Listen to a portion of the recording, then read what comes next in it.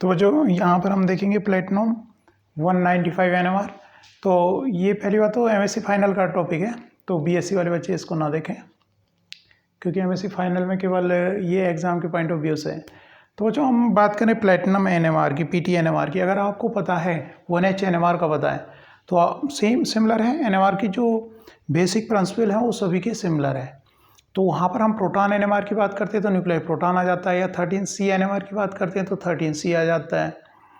फिर हम बात करते हैं कितने नंबर ऑफ सिग्नल्स होंगे, जितने तरह के वो न्यूक्लियोइड होते हैं। अगर प्रोटॉन NMR समझ रखा है तब ये बात इजीली समझ में आएगी। तो वहाँ पर जैसे केमिकल शिफ्ट की बात करते हैं तो यहाँ पर भी केमिकल शिफ्ट की ही बात करेंगे, वहाँ पर कपलिंग की बात करते हैं यहाँ पर भी कपलिंग की बात करेंगे। तो डिफरेंस क्या होगा, वहाँ पर प्रोटॉन की पीक आती है तो यहाँ पर किसकी आएगी, प्लेटिनम PT 195 की पीक आएगी। यूज NMR का किस चीज़ के लिए होता है, स्ट्रक्चर डिटेक्शन के लिए होता है, करेक्टराइजेशन के लिए कंपाउंड किस तरह का कंपाउंड है। तो यहाँ पर पीक्स जो आएंगी किसकी आएंगी, प्लेटिनम की पीक्स आएंगी। प्रोटॉन NMR में किसकी पीक आती हैं, प्रोटॉन की पीक आती हैं। जिसका NMR लेते हैं उसकी पीक्स आती हैं। चलो देखते हैं। तो बच्चों इसका किस चीज़ के लिए यूज़, किसके लिए, detection and characterization of platinum compound. जो प्लेटिनम कंपाउंड है उनके करेक्टराइजेशन के लिए इसका यूज़ हम करते हैं। बच्चों जो आइसोटोप्स है प्लेटिनम के, उनमें केवल 195 जो आइसोटोप है ना, तो केवल ये ही NMR एक्टिव है, बाकी NMR इनएक्टिव है। ठीक है, तो 195 प्लेटिनम ही NMR एक्टिव है, बाकी दूसरे आइसोटोप्स हैं वो NMR एक्टिव नहीं है। तो केवल इसकी पीक आएगी और नेचुरल अबंडेंस इसकी 33.8% है। तो ज़्यादा प्रॉब्लम नहीं है, नहीं तो फिर कॉम्प्लिकेटेड हो जाता है स्पेक्ट्रा, सैटेलाइट पीक्स आने लगती हैं अगर दूसरे आइसोटोप भी उसमें एक्टिव होते हैं। तो प्लेटिनम में ये समस्या नहीं है, प्लेटिनम में केवल ये ही आइसोटोप है इसका जो कि NMR एक्टिव है और इसका न्यूक्लियर स्पिन हाफ है। तो सिमिलर हो गया जैसे कि प्रोटॉन का क्या होता है, न्यूक्लियर स्पिन हाफ होता है, तो इसका भी न्यूक्लियर स्पिन क्या है, हाफ है।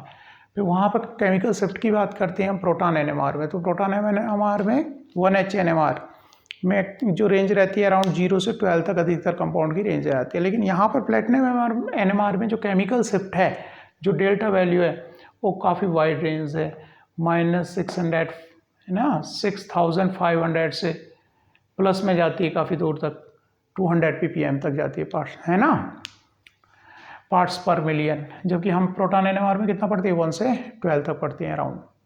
तो यहाँ पर निगेटिव में भी जाती है। वहाँ पर हम यहाँ पर रेफरेंस क्या लेंगे, वहाँ पर तो TMS लेते हैं, है ना, टेट्रामिथाइलसिलिन लेते हैं बच्चों वहाँ पर। तो यहाँ पर TMS क्या लिया गया है, PTCl6 2 निगेटिव। तो ये जो है कॉम्प्लेक्स है जो कि TMS की जगह हम जैसे कि वहाँ पर TMS लेते हैं, तो यहाँ पर इसके रेस्पेक्ट में केमिकल शिफ्ट को मेजर किया गया है। तो यहाँ पर ये रेफरेंस है, ठीक है, सिमिलर है केमिकल शिफ्ट। वैसी केमिकल शिफ्ट यहाँ पर आनी है। केमिकल शिफ्ट किसे कहते हैं, ये प्रोटॉन NMR में पढ़ते हैं। बस यहाँ पर कि इसकी रेंज जो कि वहाँ से 0 से 12 है, तो इसकी रेंज क्या है, काफ़ी वाइड है। और वहाँ पर TMS हम रेफरेंस पॉइंट लेते हैं जिसके रेस्पेक्ट में हम केमिकल शिफ्ट देखते हैं। यहाँ पर क्या है, ये कॉम्प्लेक्स है, PTCl6 2 निगेटिव को यहाँ पर यूज़ करते हैं एज ए रेफरेंस। फिर बच्चों ये क्योंकि काफ़ी बड़ी रेंज है, पीक काफ़ी शार्प आती है नीचे। अब जो है केमिकल शिफ्ट यहाँ पर किस चीज़ पर डिपेंड करे, ऑक्सीडेशन स्टेट पर, कि ऑक्सीडेशन स्टेट क्या है प्लेटिनम की, PT 0 है कि PT सेकेंड है, PT 2+ है कि PT 4+ है।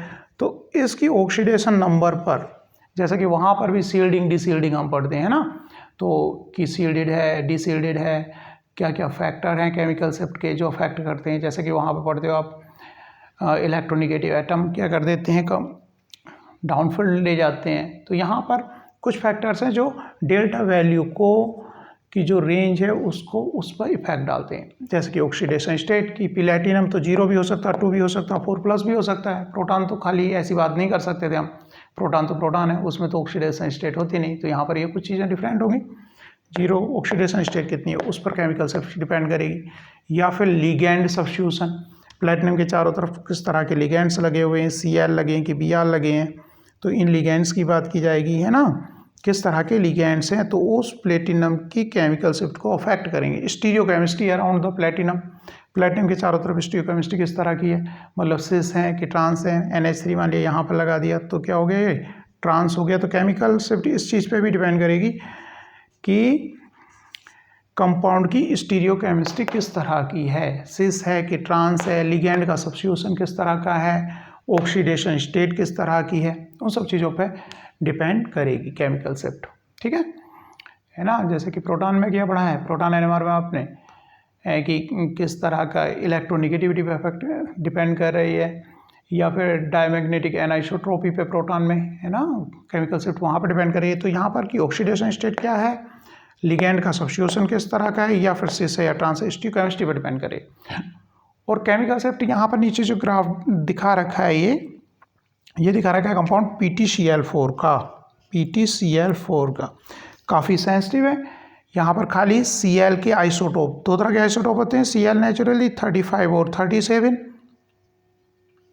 मोलिकुलर वेट उनका, तो दो तरह के आइसोटोप पाए जाते हैं ना Cl के, तो ये काफ़ी बड़ी रेंज होती है और पीक शार्प आती हैं, तो उनके लिए भी सेंसिटिव है। Cl किस तरह की है, अगर देखो बच्चों यहाँ पर PtCl4 अगर 37 आइसोटोप है उसका तो अलग पीक दे रहा है, अगर एक 3 क्या है 37 आइसोटोप है, 135 है, या 2 35 हैं, 2 37 है, तो इनकी भी अलग, उनके लिए भी सेंसिटिव है। यहाँ पर केवल ये दिखा रखा है कि आइसोटोप क्लोरीन के जो यहाँ पर मतलब कहने का ये जो लिगैंड्स लगेंगे, इन कौन सा आइसोटोप है उसकी भी सेपरेट पीक आ जा रही है, क्योंकि काफ़ी बड़ी रेंज है और पीक आ रही है सार, तो अलग अलग आइसोटोप भी अफेक्ट डाल रहे हैं उसकी डेल्टा वैल्यू पर। ठीक है, तो यहाँ पर ये दिखाया हुआ है कि अगर आइसोटोप 37 है तो उसकी अलग है, अगर 35 है तो अलग है, और मिक्सचर है तो उनकी अलग अलग पीक्स हैं। क्लोज पीक्स दिखाई देंगी, ज़्यादा बड़ा डिफरेंस डेल्टा वैल्यू में नहीं है, लेकिन डिफरेंट मतलब ये सेंसिटिव है आइसोटोप के लिए भी कि कौन सा आइसोटोप यहाँ पर लगा है। 200 बच्चों केमिकल शिफ्ट यहाँ पर भी उसी तरह से वेरी करेगी जैसे कि PtCl6 2 निगेटिव, ये तो 0% है। क्यों 0% है? क्योंकि ये रेफरेंस यूज़ करते हैं हम। अगर बच्चों Cl6 की जगह यहाँ पर Br आ गया, एक लिगेंड हमने Br ले लिया, तो क्या Br तो बड़ा एटम है तो इसको क्या करेगा और ज़्यादा सील्डेड कर देगा, इलेक्ट्रोनिगेटिविटी कम है, इस तरह से भी देख सकते हैं। तो जैसे जैसे Br यहाँ पर एडिशन होता चला गया तो ये क्या होते चला गया, सील्डेड होता चला गया, प्लेटिनम सील्डेड होता चला गया, तो डेल्टा वैल्यू क्या हो जाएगी, उधर को डिक्रीज होती गई है डेल्टा वैल्यू। सील्डेड डिसील्डेड की जो एक्सप्लेनेशन है वो हम प्रोटॉन एनएमआर में पढ़ते हैं, जस्ट यहाँ पर इतना ही है। अगर वो है ना प्रोटॉन एनएमआर आता है तो आप समझ रहोगे कि क्योंकि Cl तो मोर इलेक्ट्रोनिगेटिव और Br क्या है, लेस इलेक्ट्रोनिगेटिव है, तो इसकी वैल्यू क्या होती जाएगी ये बच्चों, डेल्टा वैल्यू डिक्रीज होती जाएगी। मतलब प्लेटिनम से अगर मोर इलेक्ट्रोनिगेटिव एटम लगेंगे, इसके कंपैरिजन मान लिया F लगा दूंगा तो पॉजिटिव में जाने लगेगा, और इससे कम इलेक्ट्रोनिगेटिव एटम लगेंगे तो क्या करने लगेंगे, वो इसको सील्डेड करने लगेंगे। प्लेटिनम के चारों तरफ मोर इलेक्ट्रॉन डेंसिटी होगी तो डेल्टा की वैल्यू क्या होगी, कम होगी।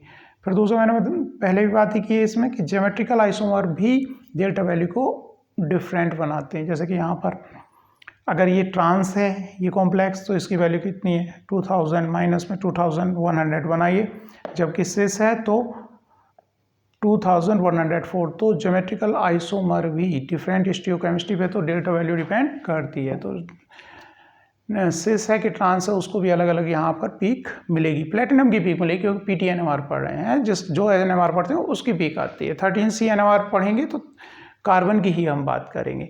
बाकी जैसे बच्चों प्रोटॉन NMR में 1H कपलिंग की बात करते हैं, वैसे ये भी कपल करता है। अगर इसके साथ में मान लिया PTNH3 लिगैंड्स लगा है, तो अगर NMR एक्टिव न्यूक्लियाई है जैसे कि नाइट्रोजन है, हाइड्रोजन, और PT नाइट्रोजन से भी कपल करेगा, H से भी कपल करेगा, या प्लेटिनम जो है P फास्फोरस के लिगैंड्स लगे हुए हैं तो उनसे कपल। तो ये भी सेम प्रोटॉन की तरह, जैसे कार्बन में क्या आता है 3 बॉन्ड 2 बॉन्ड कपलिंग आती है 3 से, तो ये भी क्या करता है वाइड रेंज ऑफ कपलिंग दिखाता है। डिफरेंट तरह के जो NMR एक्टिव न्यूक्लियाई जो प्लेटिनम से लगे हों तो इसकी क्या हो जाएगी, स्प्लिट हो जाएगी, जैसे प्रोटॉन NMR में होती है, तो वाइड रेंज ऑफ कपलिंग भी दिखाता है। तो बच्चों इसको कंपैरेटिव, अगर प्रोटॉन NMR का प्रिंसिपल आपको पता है तो सिमिलर प्लेटिनम आ गया है, उसी तरह से प्लेटिनम की यहाँ पे पीक आ रही है, रेंज डेल्टा की वैल्यू डिफरेंट हो गई है, ये भी कपल कर रहा है, जैसा उसकी सील्डेड डिसील्डेड डिफरेंट हो रही थी तो पीक्स डिफरेंट हो रही थी, रेंज अलग है यहाँ पर। तो उसी को बेसिक प्रिंसिपल प्रोटॉन NMR ही है, NMR कोई भी NMR हो। ठीक है बच्चों, तो इसको याद करो, एग्जाम आता है। Thank you.